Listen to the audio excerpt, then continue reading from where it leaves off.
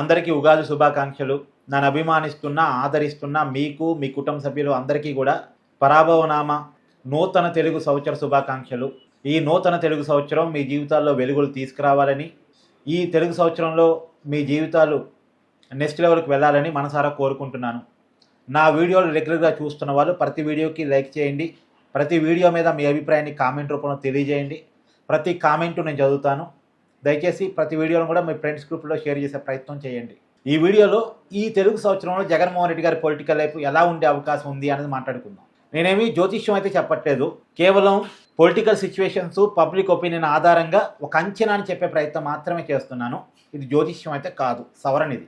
అయితే జగన్మోహన్ రెడ్డి గారి మీద ఈ నూతన తెలుగు సంవత్సరంలో కొత్త కేసు నమోదయ్యే అవకాశం ఉంది. ఆంధ్రప్రదేశ్ లిక్కర్స్ కేసులో జగన్మోహన్ రెడ్డి గారిని నిందితుడిగా చేరుస్తారు. జగన్మోహన్ రెడ్డి గారిని విచారించే అవకాశం ఉంది.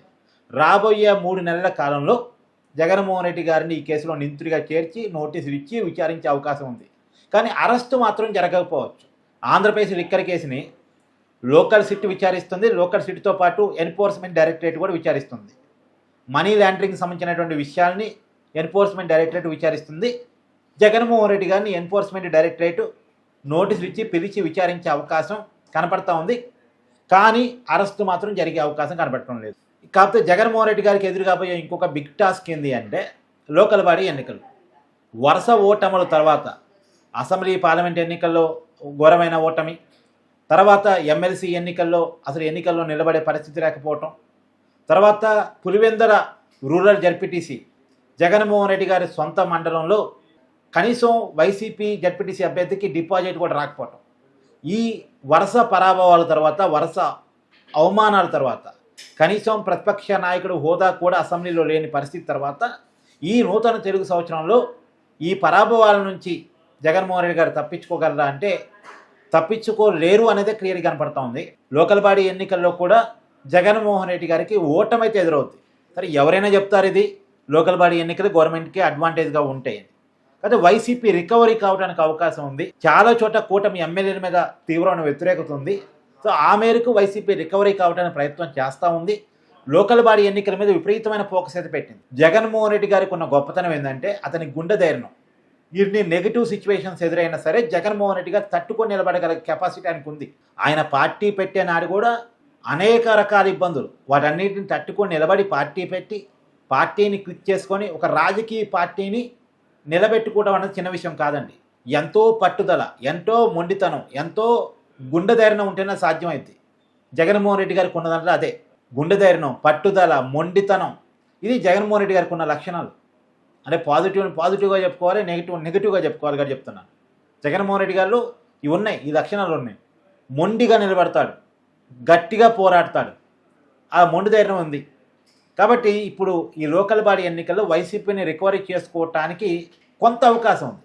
ఇప్పుడు కూటమి ఉంది ఏంటంటే మొన్న అసెంబ్లీ లోక్సభ ఎన్నికల్లో 1 సైడ్ విజయం దక్కింది. కాబట్టి ఇప్పుడు కూడా 1 సైడ్ విజయం దక్కాలి. 1 సైడ్ విజయం దక్కకుండా కొద్ది గొప్ప వైసీపీ ఒక 20% పర్ఫార్మెన్స్ చూపించగలిగినా వైసీపీ రికవరీ అయిపోతుంది అనేటువంటి సంకేతాలు పంపవచ్చు. ఇప్పుడు జగన్ ముందున్న టాస్క్ ఇదే. వైసీపీ రికవరీ అవుతుంది, వైసీపీకి మద్దతు పెరుగుతుంది, జగన్మోహన్ రెడ్డి ఆదరణ తగ్గలేదు అని చూపించుకునే సమయం వచ్చింది. ఈ లోకల్ బాడీ ఎన్నికల్లో కనీసం ఒక 25% వైసీపీ గెలిచినా ఒక మంచి విజయం సాధించినట్టు లెక్క. లేదా కూటమి కంటే ఎక్కువ స్థానాలు గెలవవసరం లేదు, అసాధ్యం కూడా కాదు. లోకల్ బాడీ ఎన్నికలు ఎప్పుడు కూడా అధికార పార్టీకి అడ్వాంటేజ్గా ఉంటాయి.